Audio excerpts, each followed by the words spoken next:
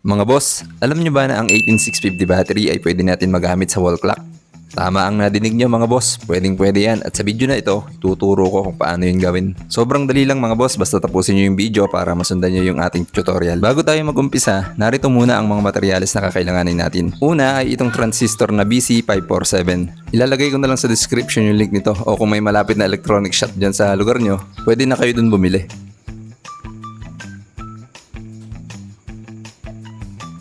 Sunod na kailangan natin ay itong 2 pirasong 10k ohms na resistor. 1/2 watt pala itong gagamitin ko pero pwede din yung 1/4 basta 10k ohms. Sunod mga boss ay gagamit tayo ng 1 pirasong 18650 battery. Gagamit din tayo ng stranded wire na maikli lang. Red at black ang kulay para sakto sa kulay ng positive at negative ng battery. Kahit number 22 lang ay okay na. Mga boss, karaniwang gamit nating battery sa mga orasan natin ay ganito.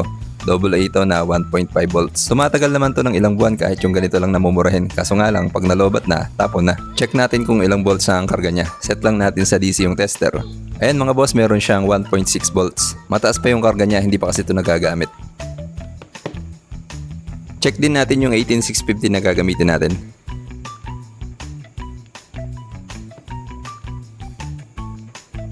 Ayan mga boss, meron siyang 3.8 volts. Hindi siya full charge kasi ang full charge nito ay 4.2 volts. Umpisahan na natin mga boss pagkatapos ng intro.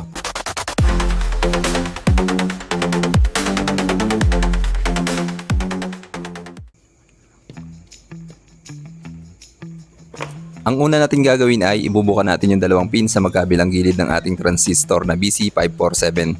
Meron kasi siyang 3 pin, yung 2 sa gilid ibubuka natin. Gayahin nyo lang yung ginagawa ko mga boss.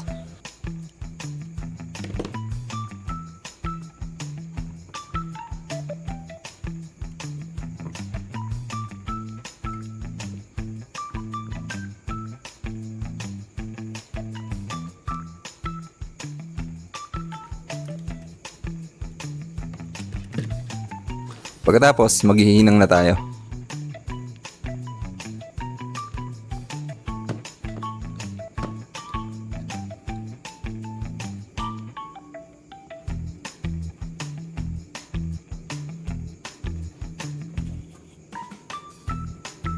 Yung nasa kaliwang pin ng transistor, bali pag nakaharap sa atin yung transistor, yung nasa kaliwa natin, doon natin ihihinang yung isang resistor na 10k ohms. Tapos yung kabilang pin ng resistor, ihihinang natin sa gitnang pin ng transistor.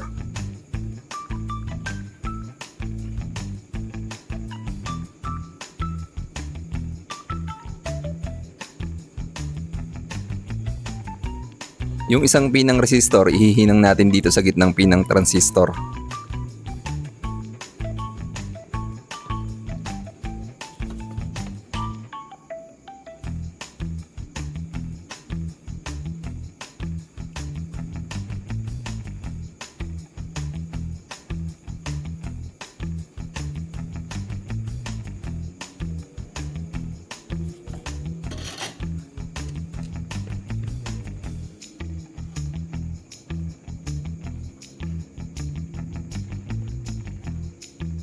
Next mga boss ay ikakabit naman natin tong isa pang resistor na 10k ohms. Yung isang pin ng resistor ihihinang natin dito sa gitnang pin ng transistor.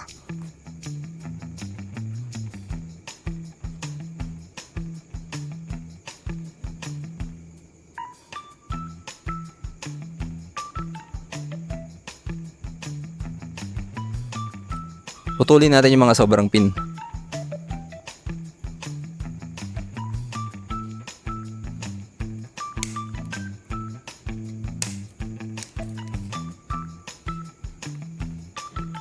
Ayan, okay na to mga boss. I-connect na lang natin to sa battery.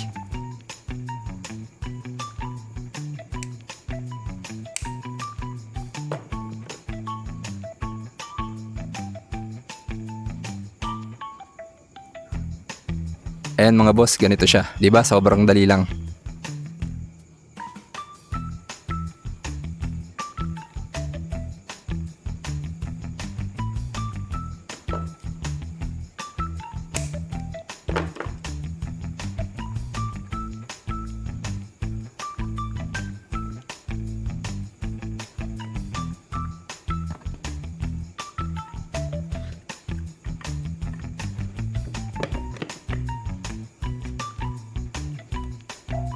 Ngayon mga boss, i-connect na natin to sa battery. Bali, maghinang muna tayo ng wire dito sa negative terminal ng battery. Kulay black na wire ang gagamitin natin. Tapos dito natin siya ihihinang sa negative terminal. Bali, dito yon sa flat na terminal ng battery.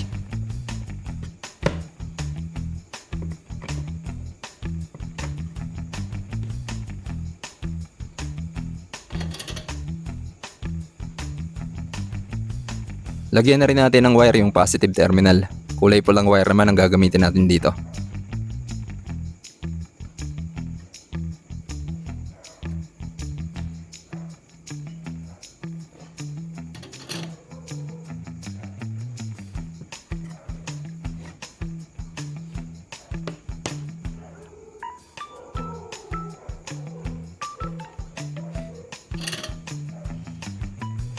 Next mga boss ay i-connect na natin yung mga wire sa ating transistor. Unahin natin yung positive wire o yung kulay red na wire. Ihinang lang natin siya dito sa kaliwang pin ng transistor. Bali dun sa pin kung saan natin hininang yung unang resistor, dun natin ihihinang yung kulay red na wire.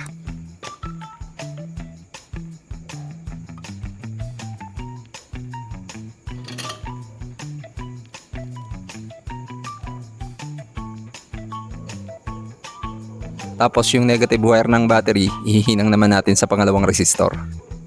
Bali ito yung magiging output ng negative natin na ihihinang naman natin sa negative ng wall clock. Tapos yung pin ng transistor sa kanan, yun yung positive natin na ihihinang naman natin sa positive ng wall clock.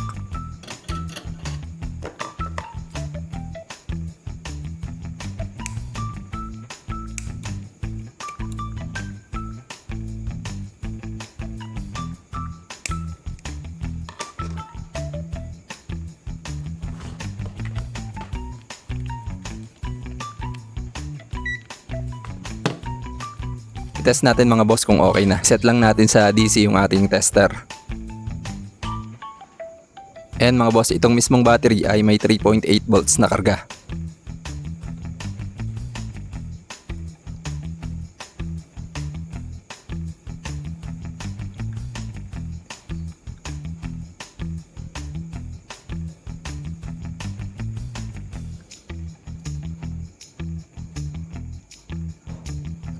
Ngayon mga boss, pag dito natin idinikit yung positive ng test probe, tingnan nyo kung ilan na masusukat natin. Ayan mga boss, nakasukat tayo ng 1.5 volts. Ibig sabihin, pwede talaga natin itong gamitin sa wall clock natin.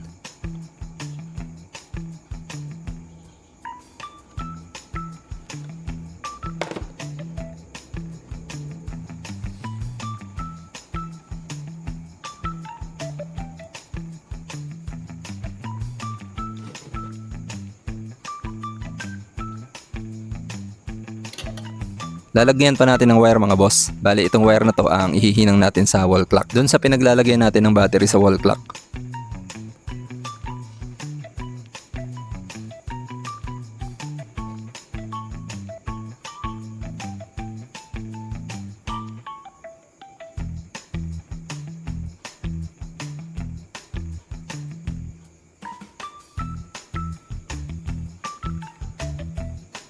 Ayan, okay na mga boss. I-test ulit natin.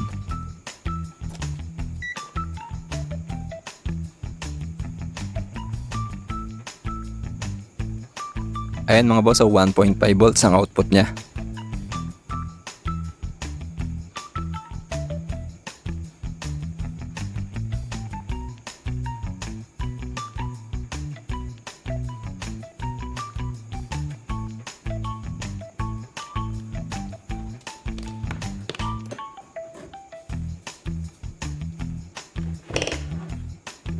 Next mga boss ay ikakabitan natin tong battery sa ating wall clock.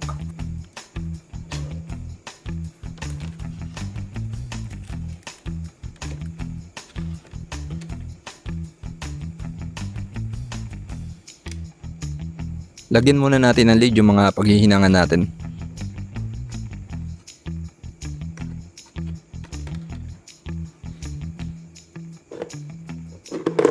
Ngayon, pwede na tayong maghinang. Unahin muna natin yung negative.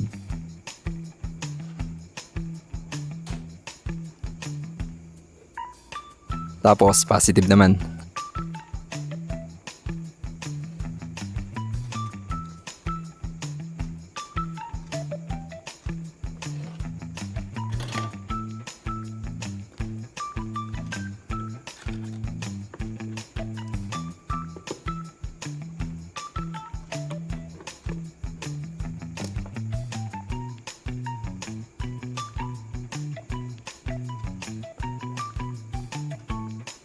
Ayan mga boss, kita nyo naman gumagana na. Pwede nga din pala natin itong lagyan ng charging module para maging rechargeable wall clock na itong orasan natin. Sa susunod na video, ipapakita ko kung paano ito lagyan ng charging module. Siya nga pala mga boss, sa mga hindi pa nakasubscribe, baka pwedeng pasubscribe naman. At pakihit na rin yung notification bell para updated kayo palagi pag may bago tayong upload. Ilalagay ko na nga lang pala sa description yung mga materyales na ginamit natin. Pati yung mga tools na ginamit natin, ilalagay ko na rin sa description yung link. O paano mga boss, hanggang dito na lang muna. Maraming salamat sa panonood.